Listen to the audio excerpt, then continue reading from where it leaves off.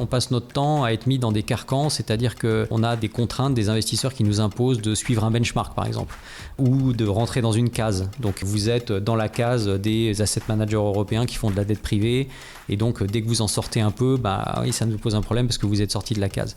Et en fait, le but du jeu, c'est d'essayer de répondre à cette contrainte-là, qui sont des contraintes imposées par nos investisseurs par exemple, mais tout en essayant quand même de sortir un peu du cadre pour aller chercher de la valeur justement en dehors de ce cadre. Et si on reste dans ce cadre, on est persuadé qu'on créera soit pas de valeur du tout, soit pas plus que nos concurrents.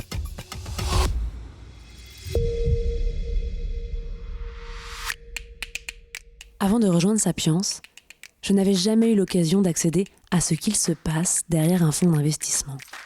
Au-delà de la façade des chiffres, de la performance. Et pourtant, en rencontrant des dizaines de fonds, j'ai réalisé que derrière chaque ligne investie, il y avait des histoires passionnantes, avec leur lot de difficultés et de succès, et surtout des équipes engagées autour des projets qu'elles financent. Bonjour, je suis Aurore Perrin, et mon objectif avec Just Focus est de mettre en lumière le pont entre les investisseurs qui ont des idées, des projets, des convictions, et leurs investissements, qui sont un moyen de créer un monde qui leur ressemble. En proposant un nouveau rapport à l'argent, aussi exigeant sur sa performance que sur son sens, Just Focus est une invitation à passer à l'action. Bonjour à tous, aujourd'hui j'ai le plaisir d'accueillir Thomas Friedberger. Thomas qui est directeur général adjoint de Tikehau et CIO. Il va nous expliquer en quoi cela consiste. Je suis absolument ravie de t'accueillir aujourd'hui. Thomas, est-ce que pour commencer tu peux te présenter ? Bonjour, donc Thomas Friedberger, effectivement je suis directeur général adjoint de Tikehau, qui est une entreprise d'investissement et de gestion d'actifs, qui a 21 ans, qui a été créée en 2004. Je suis actionnaire depuis le départ de cette aventure et j'ai rejoint l'aventure comme employé, on va dire, depuis 11 ans, donc en 2014. Tu faisais quoi juste avant ? Donc tu étais actionnaire, j'imagine que tu avais une activité en... J'ai fait toute ma carrière en banque d'affaires chez Goldman Sachs pendant quasiment 15 ans. Voilà. Et qu'est-ce qui t'a décidé à rejoindre Tikehau à ce moment-là ? L'aventure entrepreneuriale et puis la relation que j'avais avec les fondateurs en tant qu'actionnaire et en tant qu'ami, et puis qui m'ont convaincu de les rejoindre pour contribuer à développer la société. Alors justement, quelle activité, quel rôle tu as pu avoir dans le développement de la société ? Parce qu'il me semble que c'est effectivement aux alentours de 2014 qu'il y a eu quand même une vraie accélération de Tikehau, une vraie diversification. Est-ce que c'est quelque chose pour lequel tu es arrivé ? Quel contexte ? Je suis arrivé pour apporter ma pierre à l'édifice, mais je suis loin d'être le seul à avoir contribué au développement de la société. Mais je suis arrivé à un moment où effectivement ça accélérait, un moment où la société commençait à se développer dans le monde institutionnel. Ça faisait déjà 2 ans, puisque ça correspond au gain d'un mandat qui s'appelle Novo, qui a vraiment assis le développement institutionnel de Tikehau en France. Et puis c'était en 2013, donc juste avant que j'arrive, il y a eu l'ouverture du bureau de Londres, qui était le premier bureau international de Tikehau. Depuis, on en a ouvert 17. Et il y a 80 personnes à Londres aujourd'hui, donc ça a bien changé. Et donc moi je suis arrivé à ce moment-là, comme d'autres, pour contribuer à ce développement. D'accord. Aujourd'hui, au global, vous êtes combien chez Tikehau ?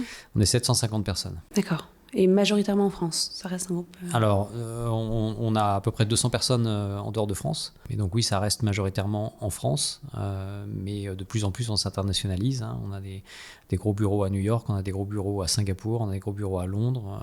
On a maintenant des masses critiques en Espagne, en Italie, bientôt en Allemagne également, et puis dans certains pays d'Asie, au Canada, au Moyen-Orient, en Israël. Voilà. Super. Et on parlait d'élargissement des activités de Tikehau. Peut-être que ça peut être intéressant quand même de revenir justement sur le métier de Tikehau et puis les métiers de Tikehau aujourd'hui. Quelles sont un petit peu les activités que vous menez et puis quelle part elles représentent l'une par rapport à l'autre. Donc on est vraiment des investisseurs. On n'est pas des allocataires d'actifs.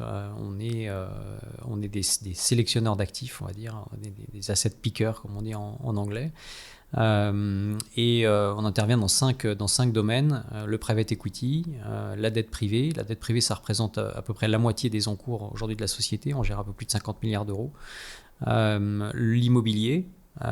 Et les infrastructures, ce qu'on appelle les situations spéciales, des tactical strategies, comme on dit en anglais, qui correspondent à des instruments de financement spéciaux un petit peu plus risqués que ce qu'on appelle la dette privée au sens large. Et puis les actifs liquides, pour lesquels je crois qu'il y avait déjà eu un podcast. Oui, avec Laurent. On gère des fonds liquides en obligataires et en actions. Voilà, aujourd'hui, 80% des actifs donc de ces 50 milliards sont déployés en Europe. Donc on est vraiment des spécialistes européens. On a 9 bureaux en Europe. Dans 7 de ces 9 bureaux, on a des équipes d'investissement en local. Et donc on est donc vu comme des financeurs de l'économie réelle, principalement en Europe, même si les activités en dehors d'Europe se développent aussi rapidement. Et cette volonté de diversifier les activités de Tikehau, ça correspond à un ADN parce que il y a des sociétés qui choisissent d'être expertes dans un domaine et d'être très identifiées dans ce domaine-là. Je pense à des sociétés de private equity. Vous, au contraire, vous avez préféré élargir. C'est quoi la stratégie qu'il y a derrière ? Il y a deux aspects. La première chose, c'est que on est assez convaincu qu'il faut avoir une vue holistique sur les choses. C'est-à-dire que moi personnellement, je suis convaincu que ce qui fait souffrir le monde dans lequel on vit, c'est que justement il y a trop de vues d'experts, des experts qui en fait partitionnent, compartimentent, ne voient que finalement le petit bout de la lorgnette. On le voit très bien sur les sujets environnementaux où on adresse un bout du sujet et en fait ce bout du sujet qu'on adresse, on croit bien faire sur ce critère-là et en fait ça a des impacts négatifs sur d'autres critères. Nous on veut avoir la vue holistique, ça veut dire quoi ? Ça veut dire qu'on veut avoir la vue 360, côté et non côté, de la dette senior jusqu'aux instruments de capitaux propres et tout ce qu'il y a entre les deux. Et donc cette vue 360, il y a très peu d'asset managers qui l'ont, parce qu'il y a très peu d'asset managers des fois, déjà qui font à la fois du côté et du non-côté. Il y a très peu d'asset managers qui peuvent structurer des instruments de la dette senior jusqu'à l'equity. Et nous, on peut le faire, et ça nous amène une agilité et surtout une vision 360 qui nous permet d'anticiper des mouvements d'un marché qui n'a pas encore bougé parce qu'un autre a bougé. Ça, c'est la première chose. La deuxième chose, c'est qu'aujourd'hui, dans le monde de l'asset management, vous avez à peu près 36 000 asset managers dans le monde. Il y en a moins de 100 qui sont cotés. Et la raison pour laquelle il y en a moins de 100 qui sont cotés, c'est que c'est une industrie qui est complètement sous-capitalisée, qui manque de capital. Et on voit qu'à partir du moment où on a du capital et où on est coté, il y a quand même une prime assez importante à avoir des activités qui sont assez diversifiées. C'est-à-dire que si vous ne dépendez que d'un fonds ou d'une levée de fonds, vous êtes beaucoup plus vulnérable que si vous avez construit une plateforme. Et les opportunités ne sont pas toujours dans la même classe d'actifs. Ce n'est pas toujours la même classe d'actifs qui surperforme d'une année sur l'autre ou d'une décennie sur l'autre. Et donc, c'est de la construction de résilience d'avoir cette diversification d'actifs, mais on n'est pas non plus des grands fans de la surdiversification, c'est-à-dire qu'on pense qu'il faut bien faire ce qu'on sait bien faire, et ce qu'on sait bien faire, c'est financer des sociétés de la dette senior aux instruments de capitaux propres, qu'elles soient cotées ou non, et donc on pense que c'est ça qu'il faut qu'on continue à faire, et la diversification dans je sais pas quoi, le trading macro ou les matières premières ou je sais pas quoi, c'est pas d'actualité pour nous, quoi. D'accord. Oui, donc vous avez un focus. Et il y a certains secteurs ou certains types de sociétés que vous privilégiez par rapport à d'autres ? Alors, ça dépend dans quelle classe d'actifs. En instrument de dette, on a tendance à être assez diversifié sectoriellement, déjà parce que les fonds de dette doivent être plus diversifiés que des fonds d'action, tout simplement parce que vous avez un upside qui est limité. Donc pour limiter le downside, il faut être plus diversifié que dans un fonds action. Ceci dit, on cherche quand même à prêter dans des secteurs qui soient assez peu cycliques, donc plutôt services, software, transition énergétique, santé, etc. Dans le private equity, là pour le coup, on a 4 verticaux sectoriels très articulés et très bien définis, qui sont la transition énergétique, l'aérospace et la défense, la cybersécurité et l'agriculture régénératrice. Alors vous allez me dire, c'est quoi le rapport entre les 4 ? Le rapport entre les 4, c'est qu'en fait, nous, on est assez persuadés qu'on rentre dans un monde qui va être de plus en plus drivé par la création de résilience, alors que les 40 dernières années ont été drivées par la création d'efficience. C'est-à-dire que les taux d'intérêt qui baissaient entre 1982 et 2022, donc en 40 ans, les taux d'intérêt aux États-Unis, par exemple, ont baissé de 20%, de 2000 points de base, donc de 20% à zéro en gros. Ça, plus la mondialisation, ça a donné une visibilité à tous les acteurs économiques du monde extrêmement forte, qui les a incités à construire de l'efficience et donc à aller produire là où c'était le moins cher de produire, à aller payer leurs impôts là où c'était le moins cher de payer leurs impôts, à opérer avec des coussins de capitaux propres très réduits et des montants de dette très importants parce qu'il y avait cette visibilité. On est persuadé depuis plusieurs années que ça, c'est en train de changer avec la crise de la Covid, puis avec la guerre en Ukraine, puis avec maintenant le repli américain vers qui applique la doctrine Monroe. Et donc les taux d'intérêt plus élevés, qui sont dus à un cycle inflationniste qui a redémarré, plus la démondialisation, ça force les sociétés à être plus résilientes, à se protéger, et ça a un coût. Le coût de la résilience, c'est opérer avec des coussins de capitaux propres plus élevés, moins de dettes, des stocks plus élevés, de relocaliser la production plus près du consommateur, donc ça coûte plus cher, il faut payer les gens plus parce qu'ils sont plus près du consommateur, les coûts de construction d'usines sont plus élevés, etc., etc. Le coût d'assurance est plus élevé, l'assurance cyber, assurance climatique, et puis assurance corporate tout court. Et donc en fait, on rentre dans un monde de croissance faible. Et dans ce monde de croissance faible, en fait, les seules poches de croissance forte, on en est persuadé, seront les apporteurs de solutions de la résilience, c'est-à-dire les sociétés qui vont aider les autres à être plus résilientes. Et ces quatre secteurs-là, donc la défense, ça apporte de la résilience, et on voit bien aujourd'hui les applications de ça en Europe. La transition énergétique, ça aide les sociétés, on investit dans des sociétés qui finalement apportent des solutions d'efficience énergétique, des bâtiments, des process industriels, des transports aux autres sociétés. Et ça, c'est une croissance extrêmement forte qui d'abord s'est construite en Europe, maintenant se construit partout dans le monde, mais les entreprises européennes sont leaders là-dedans parce que la régulation a été plus dure en Europe. L'agriculture régénératrice, on pense que c'est le seul moyen d'éviter l'effondrement du système agricole qui aujourd'hui est quand même très basé sur la monoculture intensive et qui épuise complètement les sols. Il y a 40% des sols agricoles dans le monde qui sont aujourd'hui endommagés. Et ça, des acteurs comme Unilever, qui sont partenaires avec nous dans ce fonds-là, ont compris que ce système aller dans le mur parce que tout simplement les sols s'appauvrissent, donc il faut de plus en plus de pesticides, d'utilisation d'eau, etc. pour gérer les mêmes rendements, mais sauf qu'en fait à la fin le foncier ne vaudra plus rien, et donc en fait on va à la ruine du système. Donc ça crée de la résilience, cette agriculture régénératrice basée sur le fait de recréer de la biodiversité dans les sols. Et puis la cybersécurité, pour des raisons évidentes, ça crée aussi de la résilience. Et donc en fait on est persuadé que ces quatre verticaux-là vont être des poches de croissance fortes dans un monde de croissance faible. D'accord. Et par exemple, je prends le cas de l'agriculture. Ça va être du private equity plutôt que vous allez. Alors ça, c'est que du private equity. C'est que du private equity. Ok, très clair.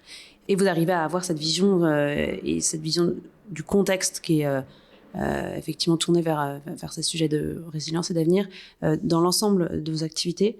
Où ça peut quand même varier en fonction... En fait, cette conviction-là, elle sert de fil directeur à toutes nos activités. C'est-à-dire que dans l'immobilier, par exemple, on se concentre sur l'immobilier, par exemple, de transformation. On est persuadé qu'il y a beaucoup d'opportunités dans l'immobilier de transformation, c'est-à-dire des actifs qui sont mal positionnés, donc des mauvais actifs dans des beaux endroits, qu'on repositionne correctement, et en faisant ça on crée de l'efficience énergétique des bâtiments, on crée de la biodiversité, on crée ce qu'on appelle de la densité, c'est-à-dire qu'on crée des endroits où les gens peuvent travailler, faire leurs courses et habiter, donc ça désenclave les villes, et donc on va dire en fil rouge cette création de résilience et cette recherche d'impact en fait extra-financier. Dans la dette privée, c'est pareil, on applique, on a été l'initiateur de ce qu'on appelle les ESG ratchets, qui sont des mécanismes qui permettent en fait de faire varier le taux auquel emprunte l'entreprise en fonction de critères extra-financiers.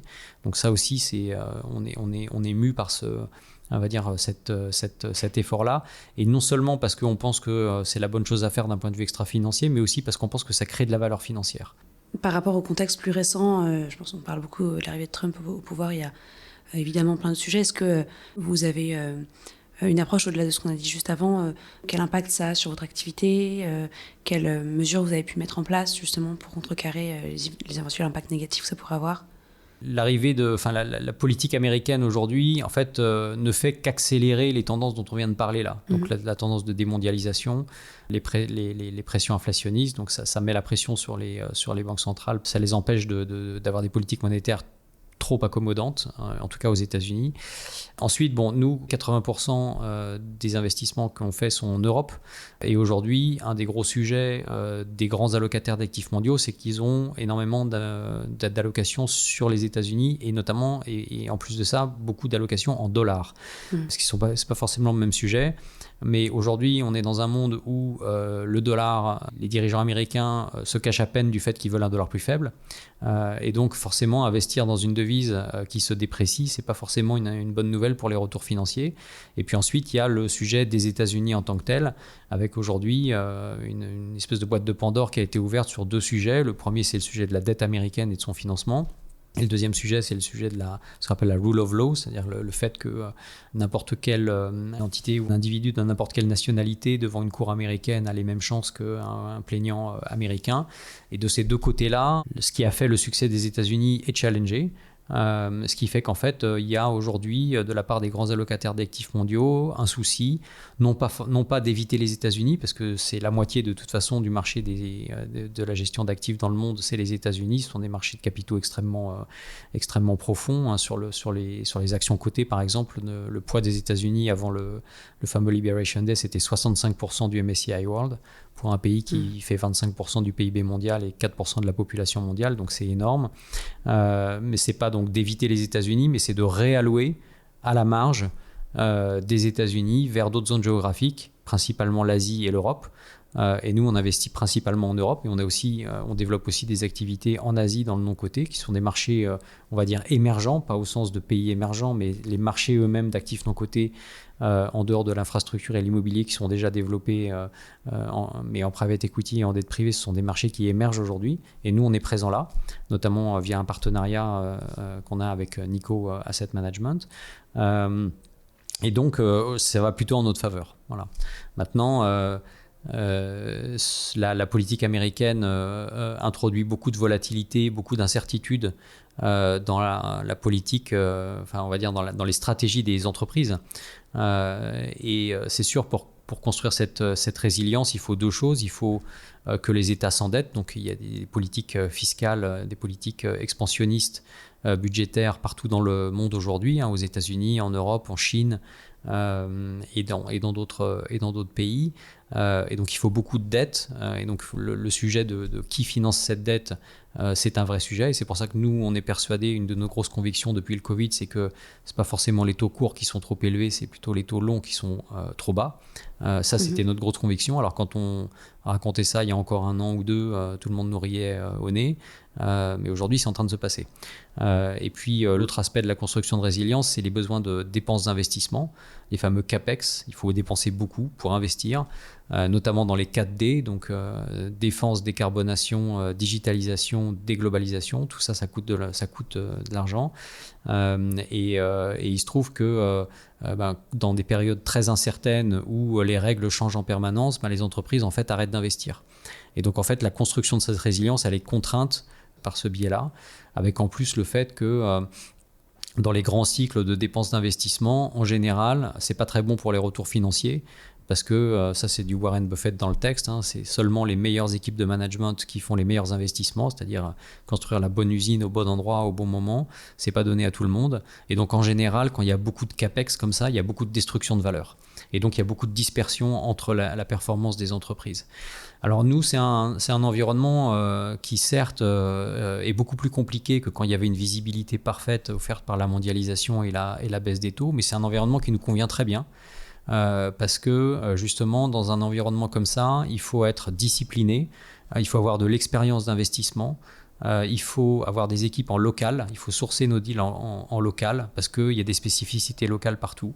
Il faut des grosses plateformes d'investissement. Donc aujourd'hui, on est 750 personnes. Il y a à peu près la moitié des gens chez nous qui font de l'investissement, qui sont impliqués d'une manière ou d'une autre dans l'investissement. Et donc on est assez confortable aujourd'hui qu'avec un gros ancrage local, une grosse discipline d'investissement et surtout un gros alignement d'intérêts, puisque... les 75% aujourd'hui du bilan de Tikehau est investi dans nos propres fonds. Donc les intérêts sont très alignés, beaucoup plus que ceux de beaucoup de nos concurrents. Et bien avec ces 3 conditions-là, on peut faire des très bons investissements, parfois de manière contrariante, dans les pays où on est bien implanté. Et ça va créer beaucoup de valeur financière. Donc on est plutôt très à l'aise avec ce type d'environnement-là. Tu parles de la nécessité du coup d'investir des capitaux dans ces sujets-là. Comment est-ce que vous, de votre côté aussi, vous arrivez à lever des capitaux dans ce contexte-là et qui sont vos investisseurs et qui vous permettent d'avoir cette liquidité derrière? Oui, bah ça c'est une partie de mon métier, et puis on a plein de gens chez Tikehau qui font ça. En fait, il faut aller voir les investisseurs qui ont du capital à déployer, donc des fonds de pension, des assureurs, des fonds souverains, des family office, des banques privées, des distributeurs, et puis leur expliquer ce qu'on fait, pourquoi on le fait, comment on le fait, pour qu'ils soient à l'aise d'investir à nos côtés. Donc c'est sûr que l'alignement d'intérêts, c'est un gros argument, c'est-à-dire que leur expliquer que puisqu'on est un des plus gros investisseurs dans tous les fonds qu'on gère, finalement, si on fait des bêtises en investissement, on sera les premiers à en subir les conséquences. Donc ça rassure un peu. Et puis après, c'est un marché très concurrentiel. Il y a d'autres gens qui font ça très bien aussi. Et donc, il faut leur expliquer, il faut les convaincre pourquoi on fait les bons deals, pourquoi les secteurs dans lesquels on met des ressources, donc ceux dont je vous ai parlé tout à l'heure, par exemple en private equity, sont les bons. Pourquoi ça va créer de la valeur. Voilà. Et la perception que tu as, alors je ne sais pas si tu vas directement en contact de ces investisseurs, mais est-ce que justement ils sont réceptifs à cette vision, donc, que vous avez nos équilibres aujourd'hui, est-ce que au contraire c'est quelque chose qui est assez différenciant? Oui, on est assez différenciant parce qu'on a été très tôt sur ces thèmes-là, qui n'étaient pas forcément des thèmes dont tout le monde parlait il y a 10 ans. La transition énergétique, on a lancé en 2018 le premier fonds au monde de private equity dédié à la transition énergétique. À l'époque, il n'y en avait pas. Avec la conviction que l'extra-financier allait créer de la valeur financière. 10 ans plus tard, il se trouve que ça s'est passé. C'est-à-dire que la régulation a été relativement ferme en Europe, et donc les sociétés apporteurs de solutions dans la transition énergétique se sont développées d'abord en Europe. Aujourd'hui, le premier fonds que l'on a lancé, pour lequel on a levé 1,1 milliard et on a déployé 1,4 milliard à peu près avec les co-investissements, c'est 15 sociétés qui aujourd'hui croissent à peu près à 25% de croissance d'EBITDA. Alors c'est plus 15 sociétés puisqu'on a fait deux exits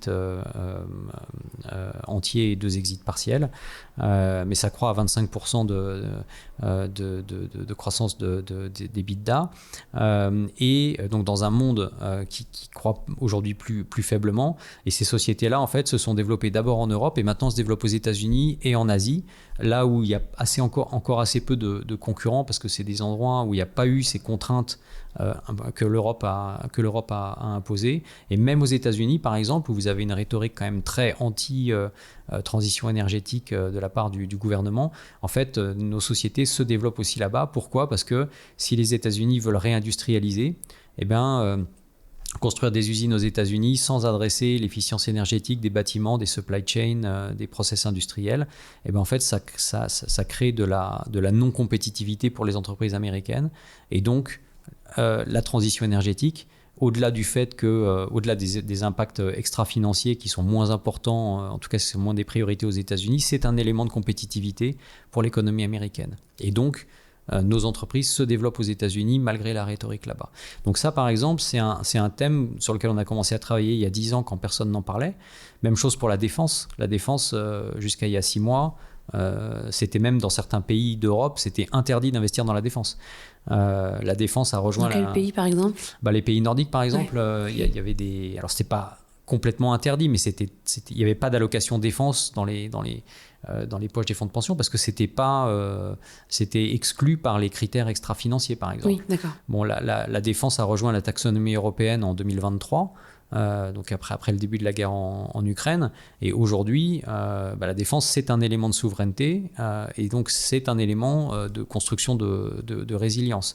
Bon, il se trouve que ça fait plus de 20 ans qu'on investit dans l'aéronautique, la défense, la cyber, avec l'achat en 2018 d'un asset manager qui s'appelait Ace Capital, qui a été complètement intégré dans les équipes de Tikehau aujourd'hui, et qui en fait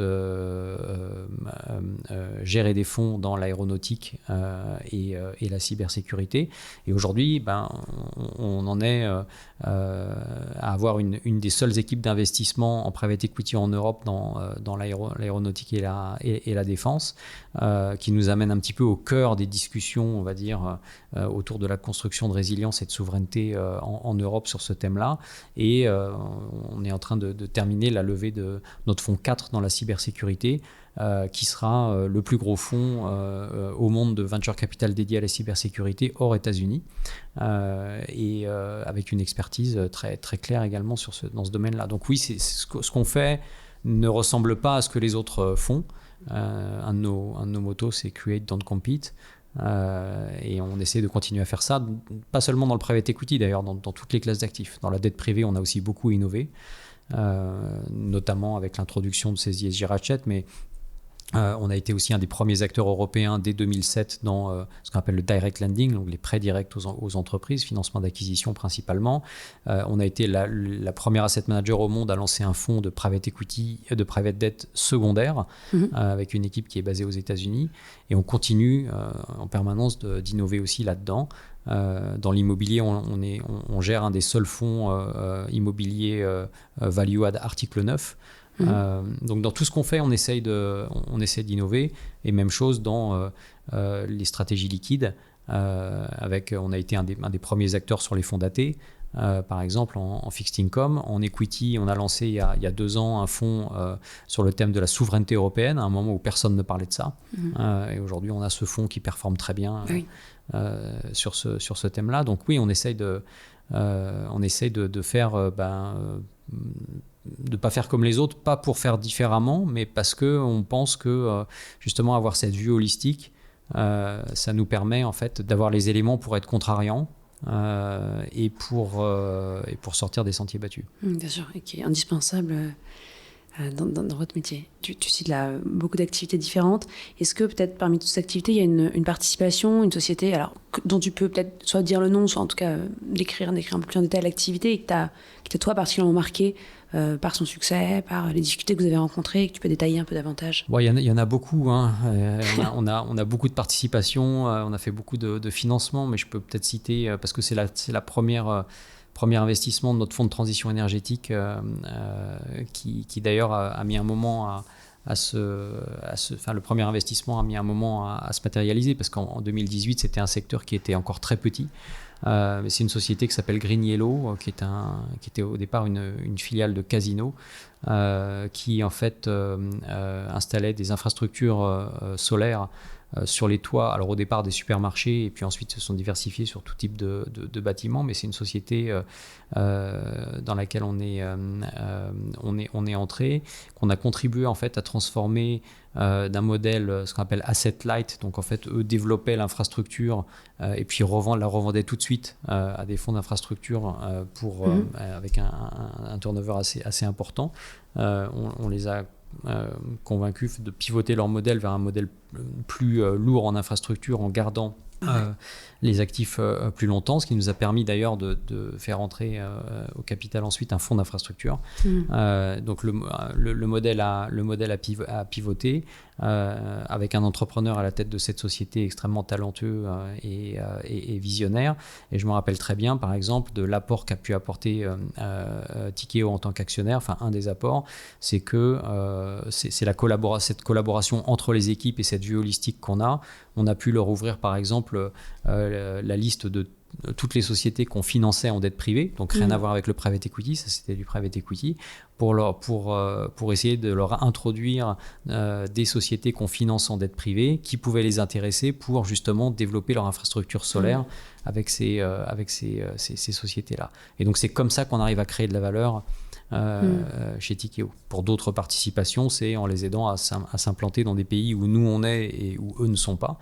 Et ça aujourd'hui, par exemple, ça joue beaucoup encore une fois dans toutes les activités de transition énergétique avec des sociétés extrêmement talentueuses qui ne sont développées que dans un pays d'Europe ou dans quelques pays d'Europe et qu'on aide à s'implanter au Moyen-Orient, en Chine, aux États-Unis via notre réseau. Et ça crée beaucoup de valeur et c'est très très satisfaisant de voir que l'écosystème Tikehau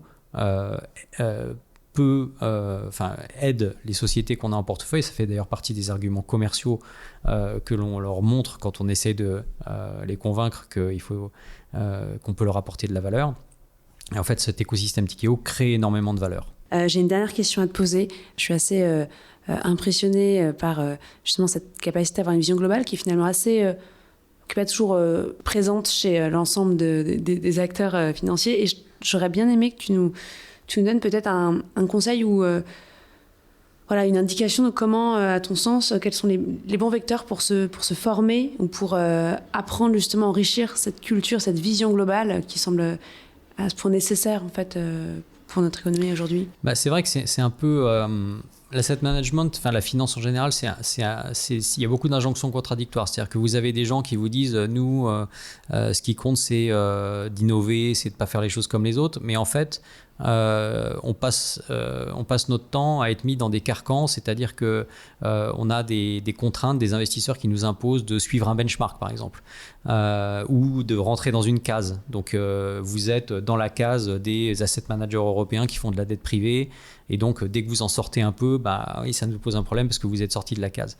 Et en fait, le but du jeu, c'est d'essayer de répondre à cette contrainte-là, qui sont des contraintes imposées par nos investisseurs, par exemple, mais tout en essayant quand même de sortir un peu du cadre pour aller chercher de la valeur, justement, en dehors de ce cadre. Et si on reste dans ce cadre, on est persuadé qu'on créera soit pas de valeur du tout, soit pas plus que nos concurrents.